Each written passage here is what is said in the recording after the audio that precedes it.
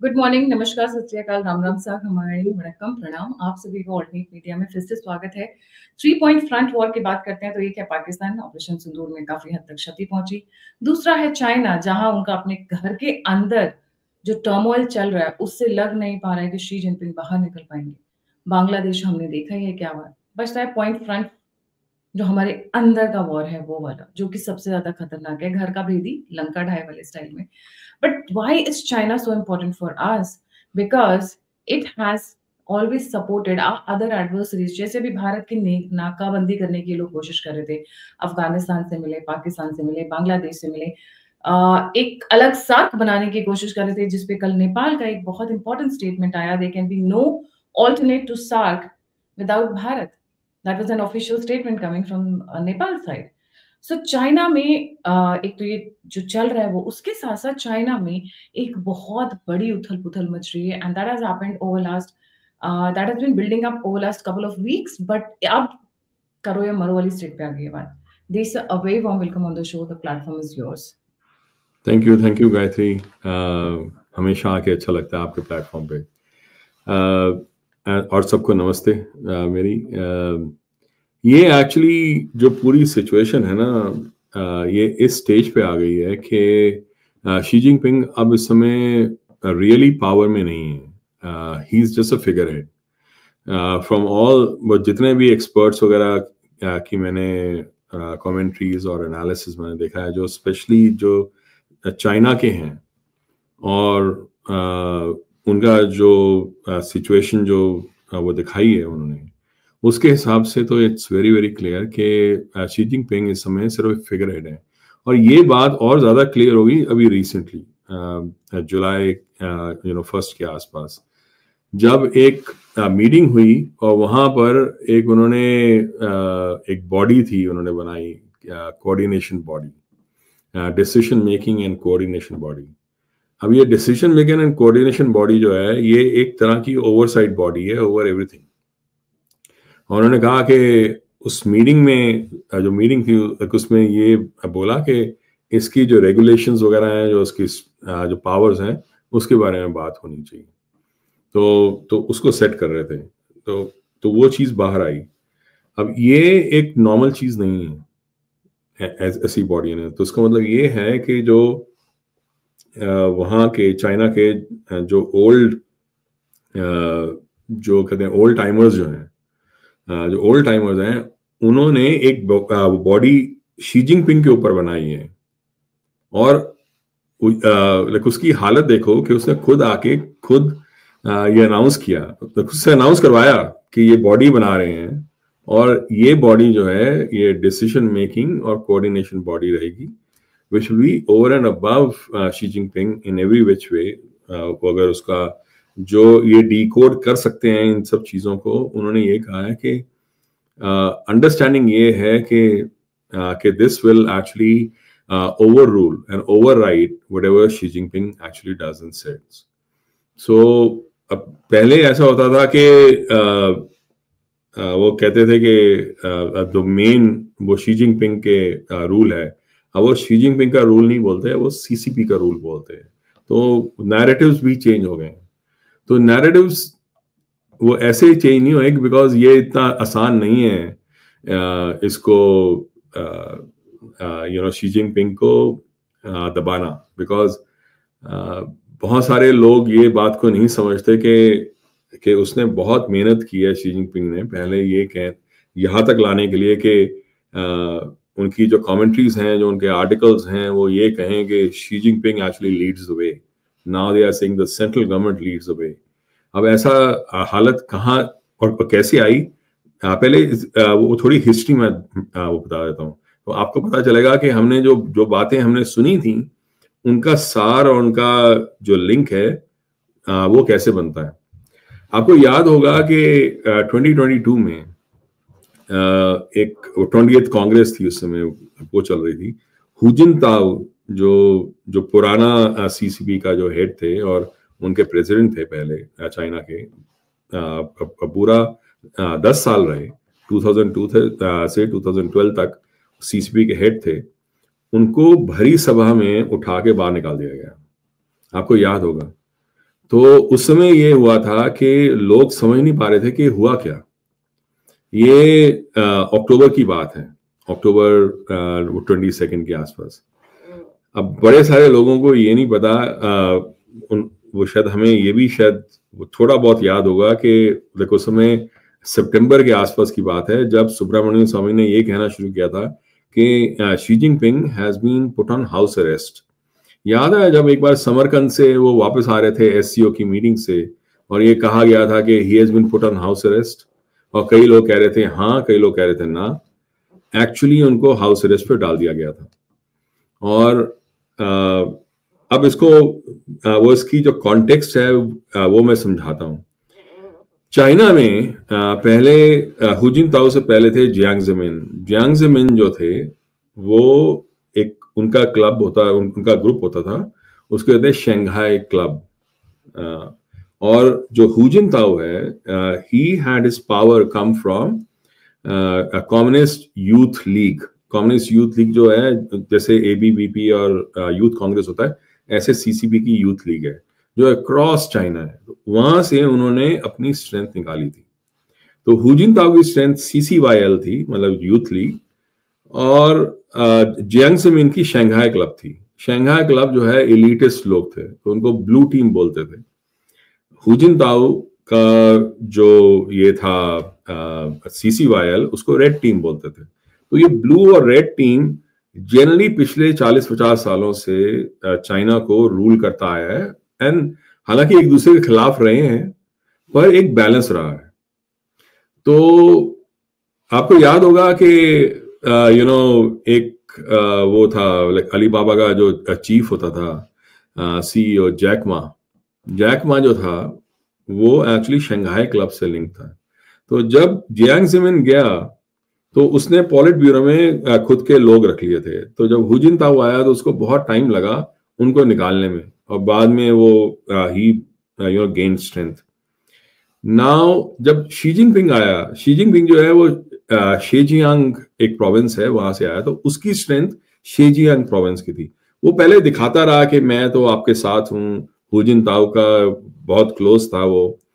बाद में उसने एंटी करप्शन का मोर्चा लेके उसने सबको साफ करना शुरू कर दिया, पूरा पर्ज करना शुरू किया। हु जिनताओ के जो सीसीवाईएल के लोग हैं उनको तो किया, शंघाई क्लब को भी किया।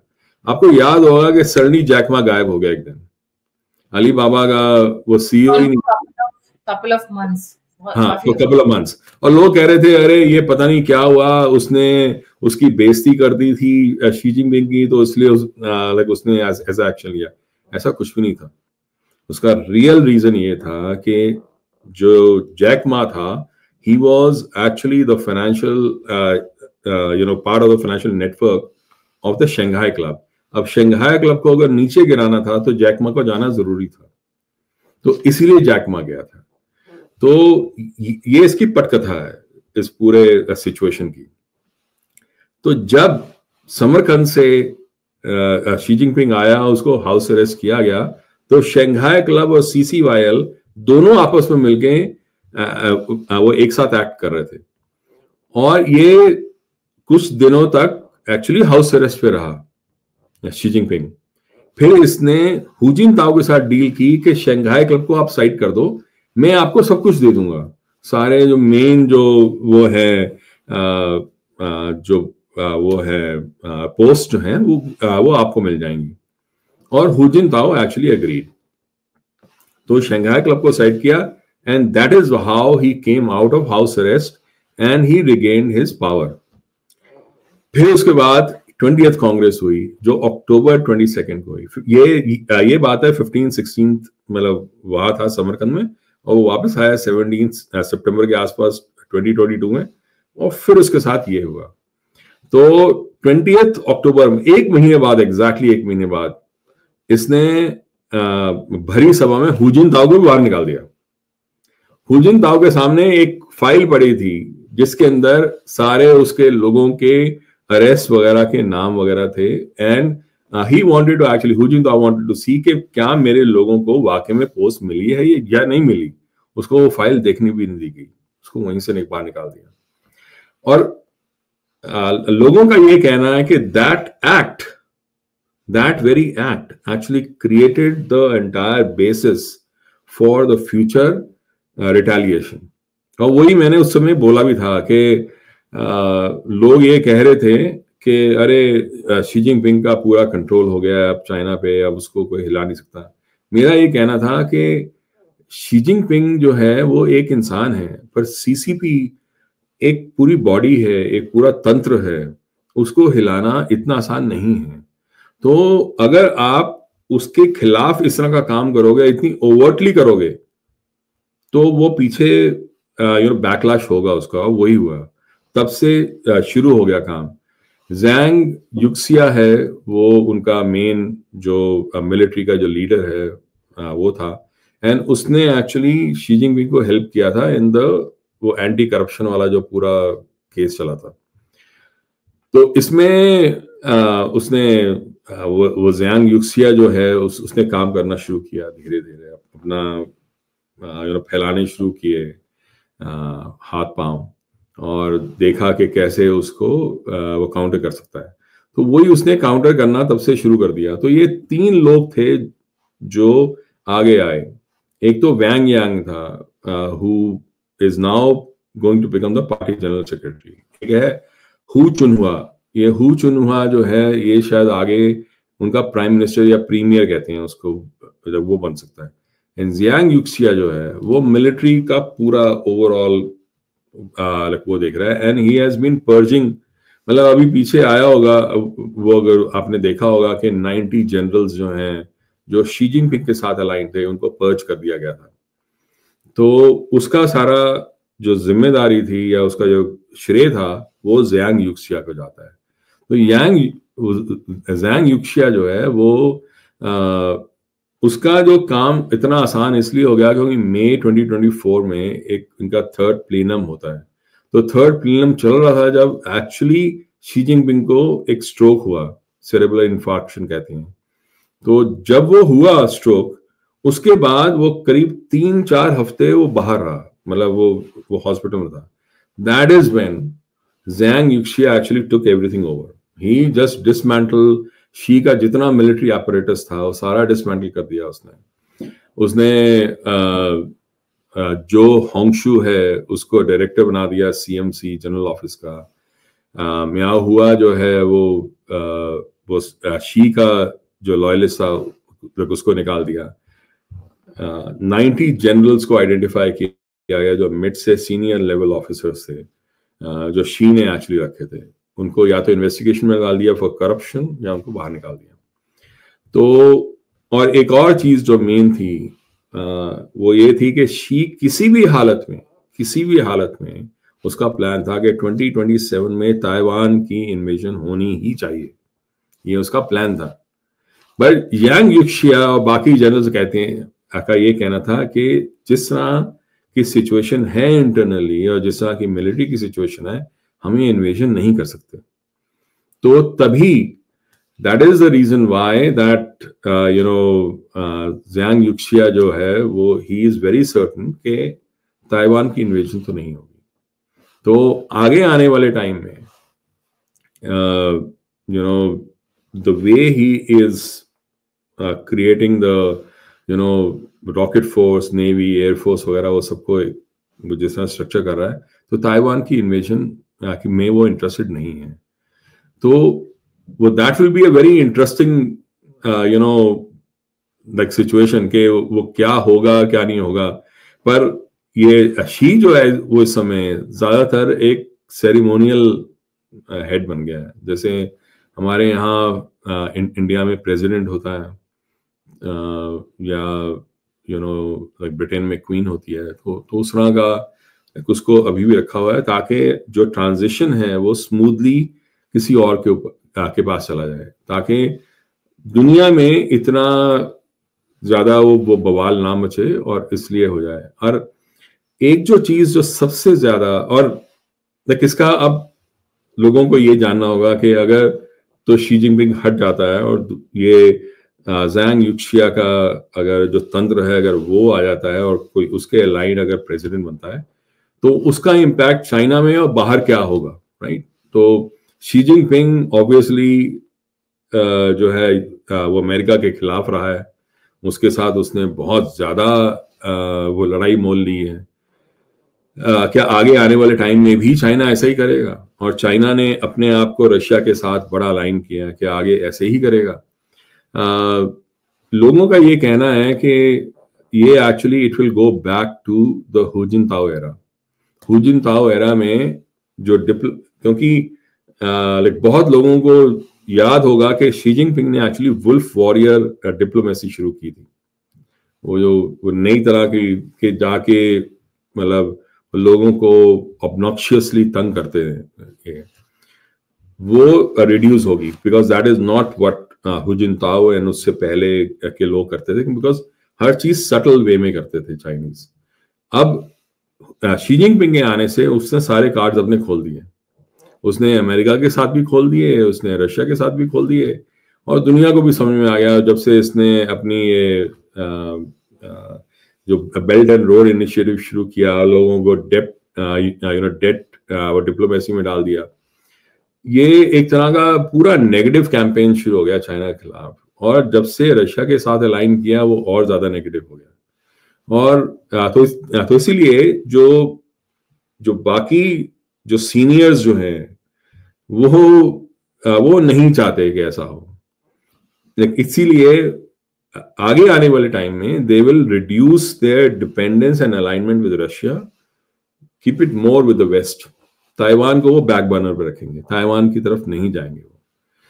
तो एक तरह का ये होगा कि जो रशिया होगा वो एक तरह से आइसोलेट होगा काफी ज्यादा, बिकॉज चाइना भी उसके साथ नहीं होगा। I think the only country that it will have as an ally will be India. And 2027 में ताइवान के वहां इन्वेजन तो नहीं होगी, वो तो इम्प्रॉबेबल है।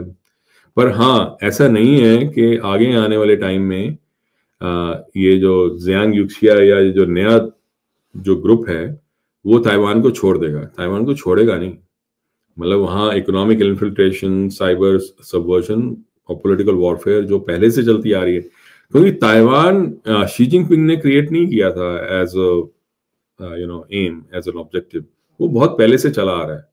तो इसलिए वो तो चलता रहेगा, पर इस तरह ओवर्ट लड़ाई करने के लिए नहीं होगा। तो that is a very big thing, that will change. And ये बेल्ट एंड रोड इनिशिएटिव जो है वो basically it was more like an aggression, invasion kind of thing in other countries. That will change. वो ये कोशिश करेंगे कि हम किस तरह से पार्टनरशिप्स बनाएं, because they want to create better supply chain logistical thing, because वो चाहते हैं कि चाइना का जो ट्रेड है और चाइना की जो इकोनॉमी है वो आगे बढ़े। इन सब हरकतों से चाइना की इकोनॉमी तो फेल हो रही है, वो नहीं चाहते। ये जो पिछला वाला ग्रुप था शी जिनपिंग के आने से पहले, वो तो पूरा ट्रेड और इकोनॉमिक पे बेस था। इसने आके सारा वो पूरा गड़बड़ कर दिया। तो वो एक बहुत बड़ा चेंज देख रहे हैं।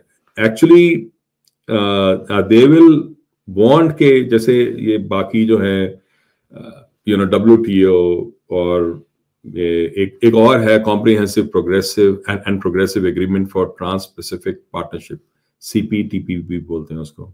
तो बेसिकली अक्रॉस मतलब Japan and US and Australia, इन सब के साथ वो और ज्यादा इंटरेक्शन जाएगा। तो ये जो क्वाड जो है और जो ब्रिक्स है, ये basically this was almost like a antagonistic to US and the waste.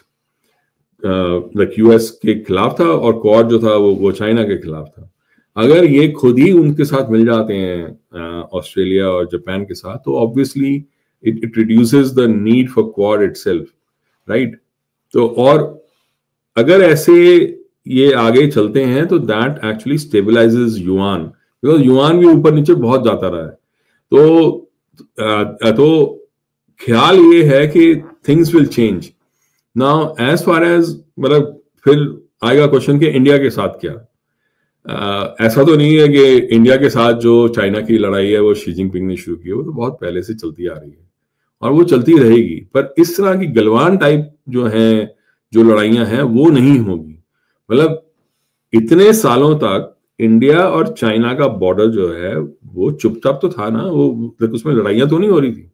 ये लड़ाइयां तो शी जिनपिंग के आने से शुरू हुई हैं, जब गलवान में और डोकलाम में शुरू हुआ, जब इतने उसने ओवरटली शुरू किया। पर ऐसा नहीं है कि चाइना पहले से इंडिया के खिलाफ काम नहीं करता था, अक्साई चेन वगैरह वो सब तो किया ही है उन्होंने हमसे। तो अगर उस तरह से देखो, there will be a lot of back channel diplomacy होगी, बट इतना ओवरटली नहीं जाएंगे जिस तरह ये गलवान वगैरह का वो था नाटक। और हालांकि पाकिस्तान को जिस तरह से उन्होंने आर्म किया वो भी करते रहेंगे, वो भी खत्म नहीं होगा, क्योंकि उनका ये उनको वेपन्स देना, न्यूक्स देना, ये बहुत सालों से चलता आ रहा है, ये अभी से नहीं है। उनके पूरे जो न्यूक्स जो हैं पाकिस्तान के, वो तो चाइना से ही आए थे। उनके जो मिसाइल्स हैं वो भी चाइना से आए हैं। तो वो खत्म होने वाला नहीं है, बट सीधी लड़ाई वो नहीं होगी। और एक और जो सबसे इंपॉर्टेंट चीज है, वो अब क्या हो रहा है कि because of all the negative publicity, all the problems that US and West has had with China, जो मैन्युफैक्चरिंग जो है वो चाइना से निकल के या तो वियतनाम में जा रही है या इंडिया में आ रही है। तो मेक इन इंडिया जो है वो बहुत पावरफुल हो गया। ये जो मेक इन इंडिया का जो हमारा कैंपेन जो है जो भारत का, वो इम्पैक्ट होगा, बिकॉज वो चाहेंगे कि वो जो मैन्युफैक्चरिंग भारत चली गई है वो वापस आए, और जो नई जो डिस्पेंसेशन होगी वो ये कोशिश करेगी कि जितना ज्यादा से ज्यादा हो सके उसको स्टेबलाइज करे, खुद की इकोनॉमी को, सप्लाई चेन्स को, वहां की एनवायरनमेंट को, और वेस्ट के साथ और यूएस के साथ वो लड़ाई ना रहे जो अभी है। अगर ऐसा हुआ तो ऑब्वियसली मेक इन इंडिया के ऊपर बड़ा इम्पैक्ट पड़ेगा। मैन्युफैक्चरिंग जो है वो दोबारा से चाइना की तरफ जाना शुरू होगी। तो they will try, अभी जब ये ट्रांजिशन हो रही है between Xi Jinping and the new dispensation, ये एक बड़ी छोटी विंडो है भारत के पास। इस छोटी विंडो में भारत को लीडरशिप लेनी है, ब्रिक्स में भी, क्वाड में भी और G20 में भी, ताकि आगे आने वाले टाइम में चाइना के जो मूव्स हैं उनको काउंटर कर सके। तो ये बड़ा इंपॉर्टेंट रहेगा आगे आने वाले टाइम में। और चाइना की इन चेन से एक और बात होगी, वो ये बात होगी कि जो रशिया है वो थोड़ा अकेला पड़ जाएगा, and that is where India comes इन।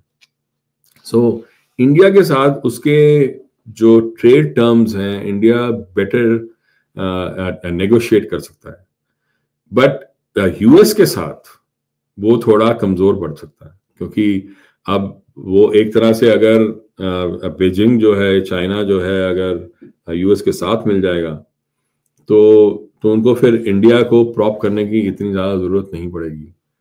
पर अगर तो आगे आने वाले टाइम में ये उनको शक है और ये डर है कि चाइना आगे आएगा, और अभी चाइना का जो लड़ाई वाला मोड है वो खत्म नहीं हुआ, जो कि नहीं होगा, तो फिर वो भी सोचेंगे कि आगे आने वाले टाइम में क्या करें। But with Donald Trump in the president chair, वो इतना आसान नहीं होगा, बिकॉज आई थिंक वो नेगेटिव जो सिचुएशन है वो तो पैदा हो चुकी है। अब ट्रेड डील होती है या नहीं होती वो तो देखने वाली बात है यूएस के साथ, but things will change quite a bit. तो ये है सिचुएशन। भारत के कॉन्टेक्स्ट में कौन बेटर है, शी जिनपिंग या ज़ांग यूक्सिया? आई थिंक जो नया वाला जो डिस्पेंसेशन आ गया, become the president instead of Xi Jinping, right? Zhang Youxia जो है वो एक तरह का किंग मेकर है। अभी ये पता नहीं कि वो ही प्रेसिडेंट बनेगा। वो किंग मेकर है, वो मिलिट्री लीडर है, वो ये सारा ऑर्केस्ट्रेट पीछे से कर रहा है। अब ये पता नहीं कि वो जो अल्टीमेट प्रेसिडेंट होगा वो कौन होगा, बट हाँ उसका जो सारा किया कराया वो उसी का है। पर जो भी होगा, जो भी नई डिस्पेंसेशन होगी, वो पुरानी जैसे चाइना थी वैसे ही होगी। सीधा लड़ाई नहीं करेंगे, पर साइड पे अपने वो सारे काम जो करते रहे हैं वो चलते रहेंगे, क्योंकि उनका जो सबवर्जन है भारत का, वो आज का कुछ नया तो नहीं है, वो तो बहुत सालों से चलता आ रहा है। तो वो तो चलता रहेगा, वो उनका चेंज होने वाला नहीं है। बिकॉज लोग ना ये समझ नहीं पाते कि चाइना जो है भारत के खिलाफ आखिर क्यों है। अगर वो भारत के साथ मिल जाए तो एशियन पावर्स दोनों मिलके ऐसे बड़े पावर्स बन सकते हैं कि कोई उनके सामने तक नहीं आएगा। पर ऐसी क्या बात है कि चाइना जो है वो इंडिया के साथ आने को तैयार ही नहीं है? उसका आंसर बड़े लोग देने की कोशिश करते हैं, पर मैं आपको बताता हूं कि मेरे हिसाब से इसका सही आंसर क्या है। मेरे हिसाब से उसका सही आंसर ये है कि जब तक सीसीपी है, जब तक चाइनीज कम्युनिस्ट पार्टी है, तब तक चाइना कभी भी भारत के साथ दोस्ती नहीं करेगा। वो कोशिश करता रहेगा भारत को सबवर्ट करने की। वो क्यों? वो इसलिए क्योंकि जो चाइनीज कम्युनिस्ट पार्टी थी, जो माओ के टाइम से जब शुरू हुआ था, उसका जो मेन ऑब्जेक्टिव था वो तो यही था ना कि जब कल्चरल रेवोल्यूशन हुई, उसने सारा जो उसका स्पिरिचुअल जो अंडरपिनिंग्स थी, जो भी उसका स्ट्रक्चर था, जो भी तंत्र था, सबको खत्म कर दिया। ये कहना कि भगवान है वो एक तरह का जुल्म था, वो जुर्म था। तो ये कहने के तभी दैट इज वाई ये जो एवोल्यूशन थ्योरी है, एवोल्यूशन थ्योरी इतनी मेजर प्रॉब्लम हो गई थी उनके लिए। बिकॉज उनको लगता था कि एवोल्यूशन अगर थ्योरी अगर सही मान ले तो ये भी मानना पड़ेगा कि कोई क्रिएटर है। वो मानना ही नहीं चाहता कि कोई क्रिएटर है। इसीलिए that is why they wanted to purge everything. Cultural revolution जब हुई तो पता नहीं कितने, I think like many millions were killed like by Mao. उसने इतने सारे चाइनीज को मारा। आखिर क्यों? क्योंकि वो एक नया चाइना बनाना चाहता था। ऐसा नया चाइना जहां पर कोई भी बुद्धिज्म, ताओइज्म उसका पूरा बेसिस ही ना रहे, वो बेसिस कम्युनिज्म हो जाए। तो अब है क्या कि उनके पास जितना भी स्पिरिचुअल जो स्ट्रक्चर था वो तो भारत से गया था। जब तक भारत है, जब तक धर्म है, जब तक हिंदुइज्म है, तब तक वो सब जो उन्होंने मिटाया था वो वापस आ सकता है। इसीलिए ये जितने कम्युनिस्ट हैं, ये सारे के सारे हिंदुइज्म के ही खिलाफ हैं, इस्लाम के खिलाफ नहीं है। ये क्रिश्चियनिटी के खिलाफ नहीं है, वो एटलीस्ट भारत में। वो अपने देश में है पर भारत में नहीं है। कम्युनिस्ट जो है, जितने कम्युनिस्ट आप देखोगे, वो अगर वो गालियां देते हैं तो सिर्फ हिंदू गॉड्स को देते हैं, इस्लाम को नहीं देते हैं, ना इस्लाम के किसी और चीज को देते हैं। ये इसलिए है बिकॉज उनकी लड़ाई हिंदुइज्म और धर्म से है। जब तक हिंदुइज्म और धर्म है, सनातन धर्म, तब तक जो कुछ उन्होंने मिटाया था कल्चरल रेवोल्यूशन में वो वापस आ जाएगा। बिकॉज एक जनरल ने कहा था ना चाइना के कि India has ruled over China without sending a single soldier for over 2000 years, and that was very true. तो इसलिए मैं ये मानता हूं बिल्कुल, बिकॉज इसके बारे में मैंने बहुत मनन करने की कोशिश की है कि आखिर ऐसा है तो है क्यों? क्या बात है कि जब वो दोनों एक साथ मिल सकते हैं, जब इतना कुछ कर सकते हैं एक साथ, क्यों चाइना इतना वो आगे बढ़ के भारत को तोड़ना चाहता है? वो भारत को तोड़ना सिर्फ इसलिए चाहता है क्योंकि वो हिंदुइज्म और धर्म को खत्म करना चाहता है। ऐसा हो नहीं पाएगा। पर you believe in being atheist कि मतलब कोई धर्म नहीं हो? नहीं, That's not possible। जब तक इंसान है कोई ना कोई धर्म तो होगा ही, चाहे वो हिंदुइज्म हो, इस्लाम हो, क्रिश्चियनिटी हो, जूइज्म हो। हाँ, पर वो कम्युनिस्ट नहीं मानते इसको। पर इंडिया के कम्युनिस्ट जो हैं वो ये कहते हुए कि हम एथीस्ट हैं, हम कम्युनिस्ट हैं, वो बाकी सब जो धर्म है उनको इतनी गालियां नहीं देते, वो सिर्फ हिंदुइज्म को गालियां देते हैं। अगर आप कम्युनिस्ट को ढंग से देखोगे, उनकी बातों को, आपको समझ में आएगा। जितने कम्युनिस्ट हैं सब China is being invaded by the Christians also। अभी सबसे fastest religion China is Christianity. अपने देश में वो सारे धर्मों के खिलाफ, वो सारे रिलीजन के खिलाफ है। पर भारत में उनका अटैक सिर्फ हिंदुइज्म और धर्म पे है, क्योंकि जब तक भारत में हिंदुइज्म और धर्म है तब तक चाइना में जो स्पिरिचुअलिटी उन्होंने मिटाई है वो वापस आ सकती है।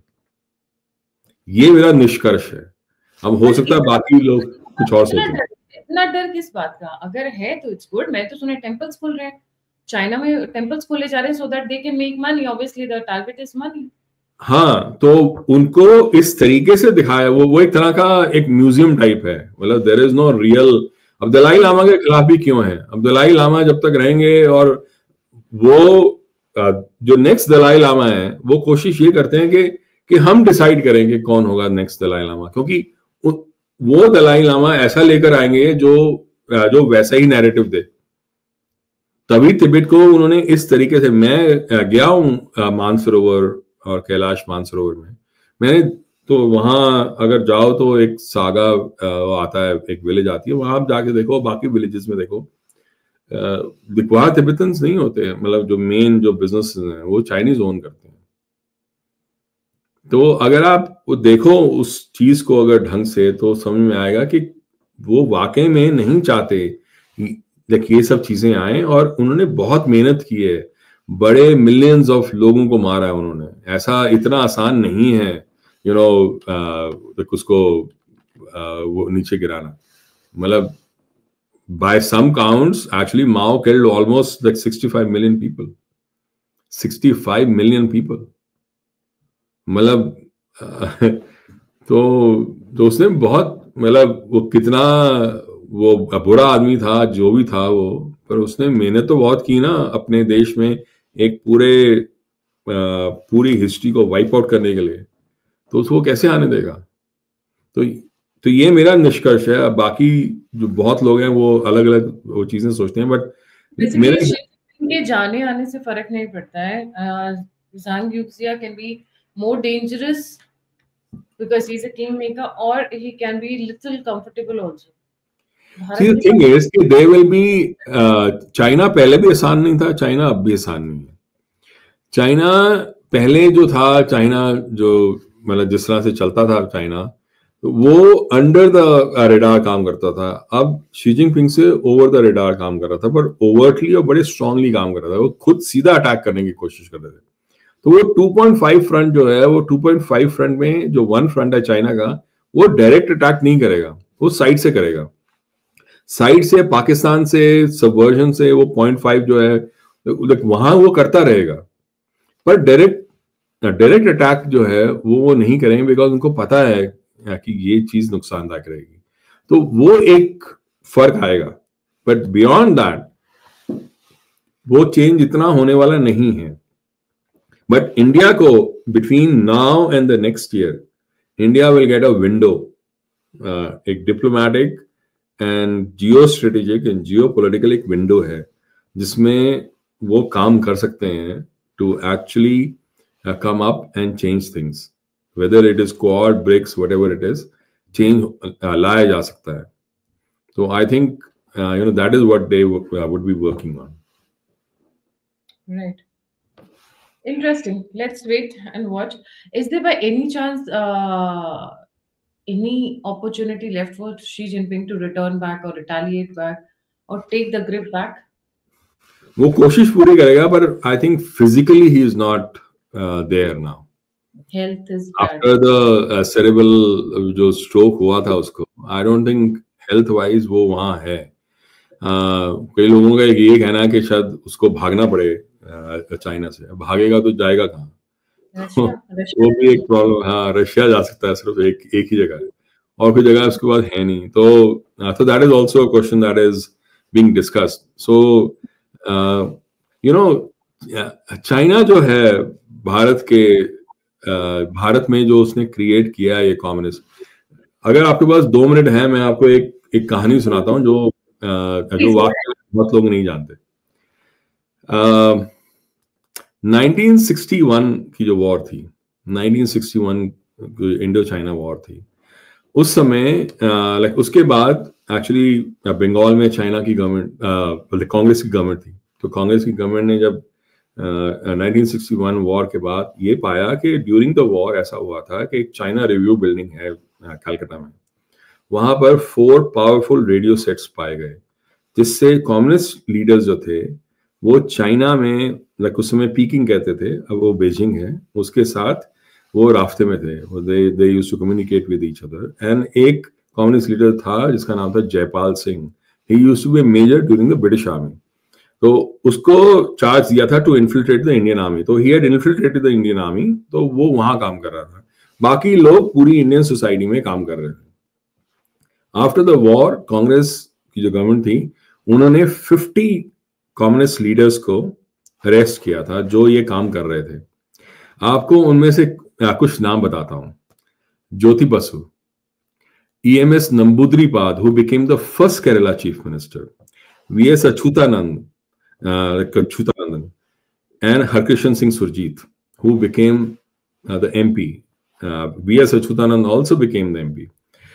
उसके बाद जब इनको जेल में भेज दिया गया, उस समय ऐसा हुआ, V.S. अच्युतानंदन कहते हैं कि भाई ऐसा है कि हमारा जो सितारा है वो डूब रहा है, क्योंकि सारे देश में थू थू हो रही है हमारे खिलाफ कि हमने ऐसी हरकतें की, तो हमें कुछ अपने आप को इम्प्रूव करने के लिए, इमेज इम्प्रूव करने के लिए हमें ना ब्लड देना चाहिए हमारे जवानों के लिए, और जो हमें राशन मिलता है हम उससे अगर बचा के उसको बेच के थोड़ा पैसा कमा के वो अगर डोनेट कर दें जो आर्म्ड फोर्सेस के लिए, तो हमारा शायद वो इम्प्रूव होगा।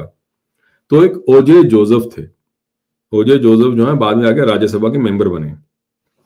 ये ओजे जोसेफ कहते हैं, उनको साफ बोलते हैं, कभी भी कोई भी कम्युनिस्ट भारतीय जवान के लिए कभी अपना एक कतरा खून नहीं देगा। कोई बात नहीं, हाँ, उसको गलियों में फेंक देंगे। तो उन्होंने ये कहा और फिर उन्होंने दोबारा ये लकी वाला टॉपिक आगे बढ़ाया, तो उनकी पिटाई हो गई। ओजे जोसेफ और बाकी लोगों ने मिलकर उनकी पिटाई कर दी, और फिर उसके बाद ज्योति बसु का उनको फोन आया कि भैया ये जो बकवास आप कर रहे हो उसको बंद करो। तो उसके ज्योति बसु के फोन के बाद उन्होंने ये अपना जो पोजीशन थी उसको वापस ली और फिर आगे। Now think about it, that Jyoti Basu ruled over West Bengal for over 23 years, the longest West Bengal chief minister. जो बंदा जिसका ये विचार है कि भारतीय जवान को एक कतरा खून नहीं देना चाहिए, उस बंदे के ऊपर कैसे विश्वास किया एक पूरी स्टेट ने, क्या सोच के विश्वास किया कि कैसे वो ठीक रखेगा। प्रॉब्लम क्या है, I understand what you saying. See majority of the people आज तो फिर भी सोशल मीडिया या मैं इंफोटेनमेंट बोलूंगी जहाँ पे इंफॉर्मेशन और एंटरटेनमेंट को मिक्स करते हैं। Lot of people don't follow politics because उनको घिन आती है। I was one of them till Modi government came in power, or I think I started following since 2010-11 जब ये अरविंद केजरीवाल का था। We had a lot of hopes from him. एक ray of एक उम्मीद की किरण नजर आई थी। उसके बाद समझ में आ गया कि he is worse than all of the others combined together, एक साथ ही। लोग जानना नहीं चाहते हैं बिकॉज इसमें नेगेटिविटी है, इसमें एनर्जी जाती है और सोचना पड़ता है कि ये क्या है वो क्या है। लोगों के पास टाइम नहीं है। सुबह लोग 9 बजे जा रहे हैं, शाम को 5 बजे आ रहे हैं। They have a bread and butter to earn, which actually is not wrong, but the thing is आपका देश यही लोग चलाते हैं, आप लोगों की पॉलिसीज यही लोग करते हैं। दुख इस बात का है कि बंगाल में इतना अड्डा का और बातचीत का और इंटेलेक्चुअल भद्र लोग एंड ऑल दैट, इतना वो डिस्कशन रहता है। वो एक और बात मैं ज्योति बसु की बताता हूँ। आपको याद है डायरेक्ट एक्शन डे 1946 16 ऑफ अगस्त, जब सुरावर्दी ने वहां खड़े होके सारे मॉब्स को बोला जाके मारो हिंदुओं को, और एक दिन के अंदर 5,000 हिंदुओं को काट के फेंका, और 4 दिन के अंदर 40,000 50,000 जिस पे अभी बंगाल फाइल्स बन रही है। आपको पता है उनके साथ, सुरावर्दी के साथ प्लेटफॉर्म पे उस दिन स्टेज पे कौन खड़ा था? Jyoti Basu. That is the truth. Despite सबसे बड़ी प्रॉब्लम क्या है कि हिंदूज हैव बीन इग्नोरेंट। ठीक है, 4 बोतल वोडका, हुक्का बार, ये एक तो एंटरटेनमेंट ने दिमाग खराब कर रखा है। दूसरा, they don't want to think about it. We have been under slavery colonial slavery है, उससे पहले मुगल्स की slavery for a very very long time. आप ना एक मधुमक्खी की या फिर किसी एक मक्खी को आप एक उसमें डाल दीजिए, बॉटल में डाल दीजिए और ऐसे उल्टा रख दीजिए. शी विल मल्टीप्लाई, बच्चे पैदा होंगे, सब कुछ होंगे, और पर वो उसी बॉटल के अंदर रहेंगे. जब आप वो बॉटल भी उठा लोगे ना, तो वो उसी बॉटल के अंदर उसी शेप में घूमते रहेंगे. They will not even try and move out, क्योंकि वो क्या है, हैबिचुएटेड हो जाता है और ये डीएनए में पास होता है. So there are lot of scientific experiments to हाँ, शो द सेम. आपको जब किसी चीज का एक प्रोलॉन्ग्ड एक्सपोजर होता है तो वो डीएनए में पास होना शुरू हो जाता है. और करेक्ट. ये हुआ है हिंदुओं के साथ में. आप, मैं और हम लोग जो जगाने की कोशिश कर रहे हैं, आपका मिडनाइट हो रहा है ऑलमोस्ट, मेरा अर्ली मॉर्निंग हो रहा है. हम लोग क्या कर रहे हैं, हम उसी चीज को वापस लाने की कोशिश कर रहे हैं. I hope it is not too late when we are trying, because मैं जो सिचुएशन, चाहे मैं भारत ट्रैवल करती हूँ तब या मैं भारत के बाहर से जो सिचुएशन देख रही हूँ, we are sitting on a time bomb. We are sitting actually on a time bomb. और जितने भी व्यूअर्स ये देख रहे हैं, प्लीज इंफॉर्मेशन शेयर करिए, प्लीज लोगों से बातचीत करिए, लोगों को बताइए. आई नो इट्स डिफिकल्ट, और अगर आपके पास कुछ एक नए आइडियाज है, फैंटास्टिक आइडियाज हैं, please come forward and share with us. Write me an email, that's the best way to get in touch with me. लोग कई बार वो नंबर जो कंट्रीब्यूशन और डोनेशन के लिए होता है, I don't pick that number, क्योंकि वो भारत में होता है, वो मेरे पास नहीं होता वो नंबर. मैं coming back to the point, Hindus को इतना दबाया गया है पिछले 1000 साल से कि वो अपना पुरुषार्थ भूल गए हैं. उस जैसे हनुमान जी ना अपनी ताकत को भूल गए थे, राइट. आज मंगलवार का दिन भी है, हनुमान जी अपनी ताकत भूल गए थे, उनको याद दिलाना पड़ा था. वैसे हिंदुओं को अपनी ताकत का अंदाजा नहीं है. You have the best DNA across the world, you have the best human resource, you have the best environment, climate, सब कुछ आपके पास जो है वो दुनिया में कहीं नहीं है. And top of it all, cherry on the cake जो हम कहते हैं, डाइवर्सिटी. अरे आप किसी भी कंट्री में चले, पिज्जा बर्गर खा खा के, मतलब तो खाने पे थोड़ा सा फूडी हो तो खाने पे ज्यादा बात आती है. आपके यहाँ पे south India, north India, dhokla से लेकर आपके पास मोमोज है, इतनी वैरायटी ऑफ ड्रेसेस हैं. आप कभी मिनी स्कर्ट पहने, आप कभी साड़ी पहने. Imagine what we have. लोगों को समझ नहीं आ रहा है. And I am so hopeful for the young generation, क्योंकि उनको ये समझ में आता है पॉलिटिशियन साले dash dash dash dash dash है. They cherish because they are growing even beyond the boundaries of Bharat. तो इन भारत के अंदर की जो चीज है वो तो है, पर वो इंटरनेशनली भी देख रहे हैं. So they are growing beyond these things. Thankfully, I see that ray of hope in them. But let's wait and watch. एक लियोन ट्रोत्स्की था, वो रशिया का एक रेवोल्यूशनरी था ड्यूरिंग द 1917. उसने एक बड़ी अच्छी बात बोली है. कहता है कि you may not be interested in war, but the war is interested in you. Yes. There is something, I think, if I'm not forgetting, Mao Zedong also said, if you don't expand your borders, you will be decreasing your borders. So you have to be, agar aap, either you're a predator or a prey. Now you choose which one you want to be. You want to be. तो आपको अपने हिसाब से सोचना पड़ेगा. और जितने भी हिंदूज ये देख रहे हैं, प्लीज अपने आसपास के लोगों को जगाइए. हम लोग टाइम बॉम्ब पे बैठे हुए हैं. और उसी कॉन्टेक्स्ट में मैं फिर से अनाउंसमेंट कर दूं, दी ऑल्टरनेट मीडिया 1000 लड़कियों को स्पॉन्सर कर रहा है उदयपुर फाइल्स देखने के लिए, क्योंकि हमें अपनी बच्चियों को जगाना है. हमें अपनी बच्चियों को जगाना है. वही फाउंडेशन है हिंदुइज्म की, हमारे समाज की. सो हम ऑलरेडी 650 के आसपास गर्ल्स का हमारे पास सपोर्ट आ चुका है, but we are still looking for 350 plus girls के लिए. Or this will be done in 2 centers across Bharat. One is Delhi and the other is Lucknow. Sandeep Bhai will be helping us in organizing in Lucknow.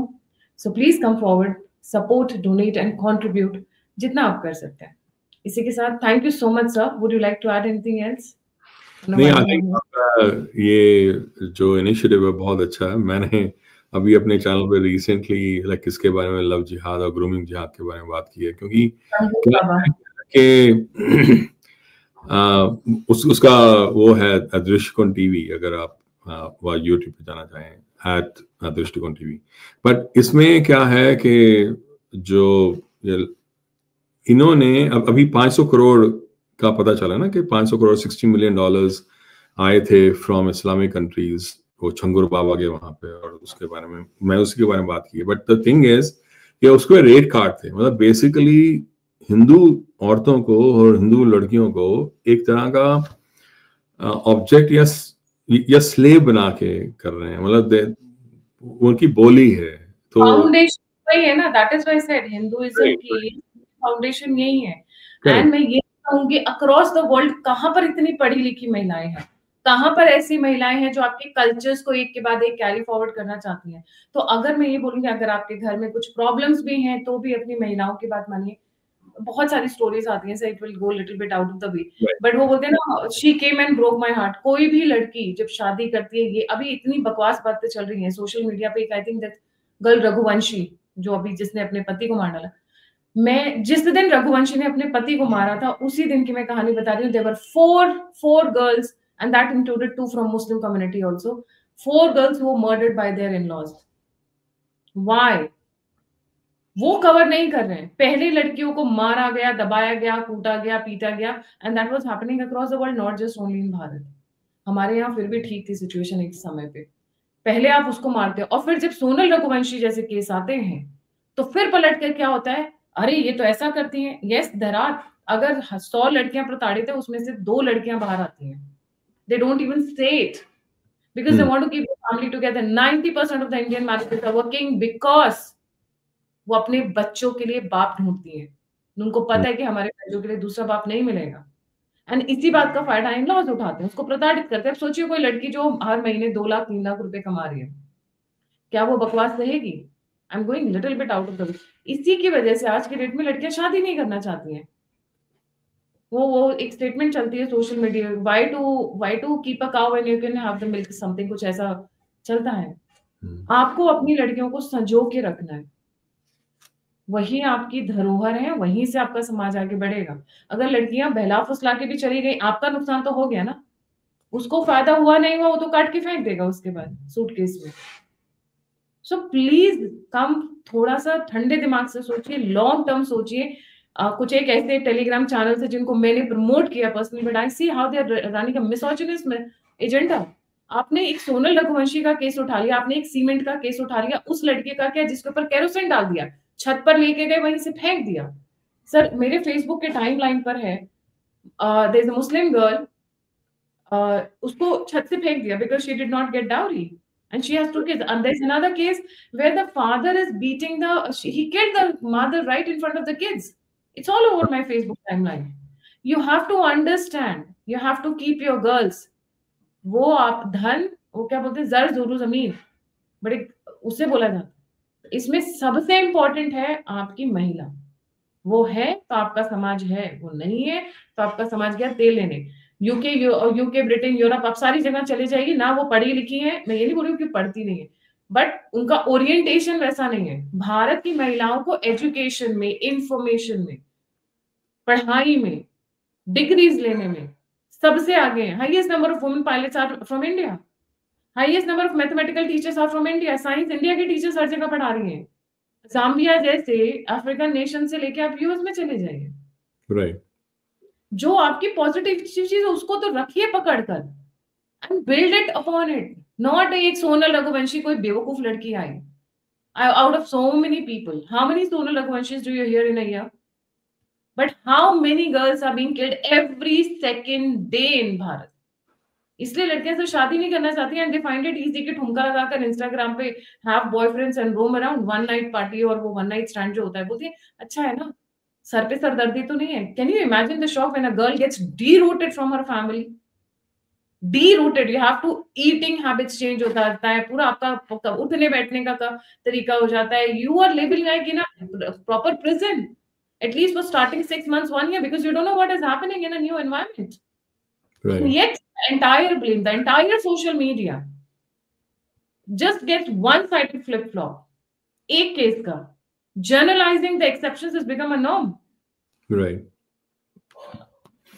चलो, thank you so much for joining. I am sorry, इसीलिए Udaipur files में जो दिखाना चाह रही हूँ, मैं उन बच्चियों को एटलीस्ट उनकी साइड के बताना चाह रही हूँ। हमारी साइड पे किला मजबूत करना हमारे पुरुषों का काम है, ये इनको मजबूत करना पड़ेगा अपनी समझदारी से, अपनी सूझबूझ से। ऐसे नहीं चलेगा। मर्द नहीं बदल रहे, पुरुष नहीं बदल रहे, महिलाएं बदल गई हैं हमारे यहाँ। लड़कियां जॉब भी कर रही हैं, परिवार भी संभाल रही हैं। सास ससुर की सेवा भी करनी है, और पुरुष के हाथ में क्या है, आपको सिर्फ कमाना है। घर में कितने आके लोग काम करते हैं, बट घर में सारी वर्किंग वुमेन घर में आकर भी काम करती है। क्यों भाई, वो बैल है क्या? You have to understand that Right. the society has to go through churning. Women are changing. And if the men don't match that, you will be losing your women very fast. Right. Thank you so much, sir. इसी के साथ जय हिंद, वंदे मातरम।